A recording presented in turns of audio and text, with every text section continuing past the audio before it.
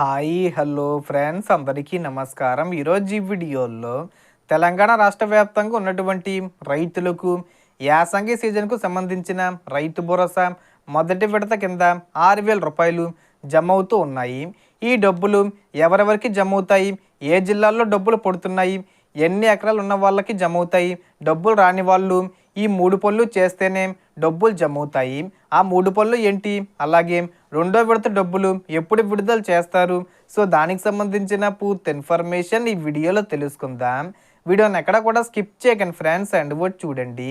Video start చేసే ముందు మీకు ఒక small request friends, TG government నుంచి రైతు భరోసా పథకానికి సంబంధించి మరియు ఇతర పథకాలకు సంబంధించి ఏ చిన్న అప్డేట్ వచ్చినా మీరు మిస్ కాకుండా ఉండాలంటే వెంటనే మన ఛానల్ని సబ్స్క్రైబ్ చేసుకోండి. అండ్ సబ్స్క్రైబ్ చేసుకున్న వాళ్ళందరూ కూడా సబ్స్క్రైబ్ బటన్ పక్కనున్న గంట సింబల్లో ఆల్ అని పెట్టుకోవడం మర్చిపోకండి ఫ్రెండ్స్. ఇలా పెట్టుకోవడం వల్ల నేను పెట్టే ప్రతి ఒక్క వీడియో మీరు నోటిఫికేషన్ రూపంలో పొందగలరు. అండ్ వీడియో మీరు నచ్చితే లైక్ చేయండి ఫ్రెండ్స్. సో ఏమాత్రం లేట్ చేయకుండా వీడియోకి వెళ్ళిపోద్దాం. సో తెలంగాణ రాష్ట్ర వ్యాప్తంగా ఉన్న సుమారు 70 లక్షల మంది రైతులకు యాసంగి రైతు భరోసా నిధుల విడుదల ప్రక్రియ ప్రారంభమైంది. ముఖ్యమంత్రి రేవంత్ రెడ్డి గారు తొలి విడతగా 1 ఎకరం లోపు భూమి కలిగిన రైతులకు మాత్రమే నిధులు విడుదల చేశారు. మొత్తం సుమారు 9,000 కోట్ల వరకు ఇవ్వాల్సి ఉండగా నిధుల కొరత కారణంగా ప్రభుత్వం ఈ మొత్తాన్ని 3 విడతల్లో ఇవ్వాలని నిర్ణయించింది.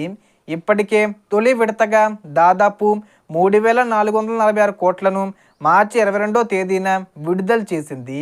రైతుల ఖాతాల్లోకి డబ్బులు జమ అవుతున్నాయి. ఈ నిధుల పంపిణీ రాష్ట్రంలోని పలు జిల్లాల్లో కొనసాగుతుంది.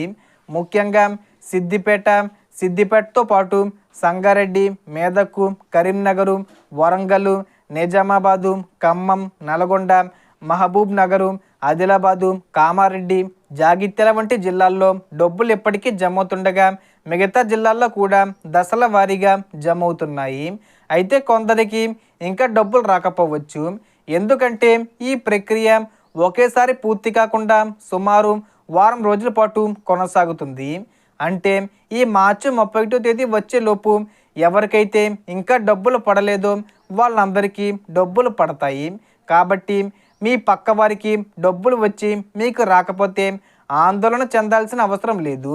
అయినప్పటికీ డబ్బులు రాకపోతే కొన్ని ముఖ్యమైన విషయాలు తప్పనిసరిగా చెక్ చేసుకోవాలి. ముఖ్యంగా మీ ఈకేవీసీ పూర్తయిందా లేదా, ఎన్పిసి లింకింగు సరిగ్గా ఉందా లేదా అన్నది చూసుకోవాలి.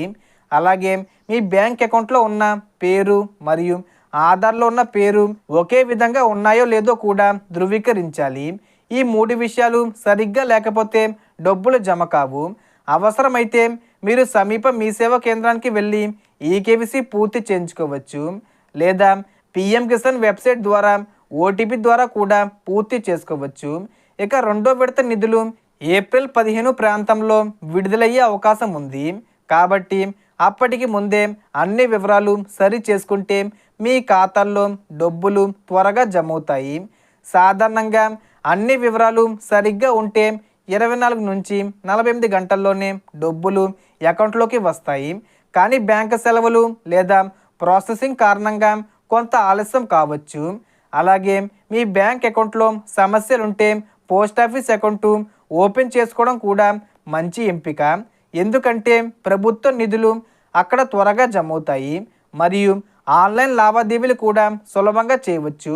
కాబట్టి రైతులందరూ తప్పనిసరిగా తమ వివరాలు చెక్ చేసుకొని అప్డేట్ చేసుకుంటే ఎలాంటి ఇబ్బందులు లేకుండా రైతు భరోసా డబ్బులు పొందవచ్చు. So total information the friends. మీకు ఈ వీడియో నచ్చితే లైక్ చేయండి, షేర్ చేయండి అండ్ సబ్స్క్రైబ్ చేసుకోండి. Thanks for watching.